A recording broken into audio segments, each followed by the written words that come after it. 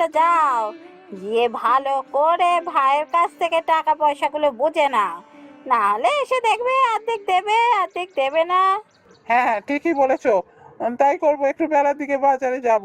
তা তোমার মাথায় কত বুদ্ধি গো।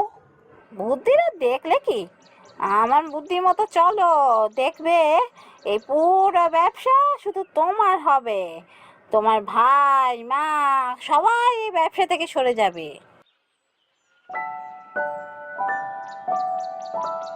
এর কিছুদিনের মধ্যেই লতা মারা যায়। লতা মারা যাওয়ার পর বড় ভাই আর বড় বৌদি ছোট ভাই আর ছোট বউকে বাড়ি থেকে তাড়ানোর জন্য একেবারে উঠে পড়ে লাগলো।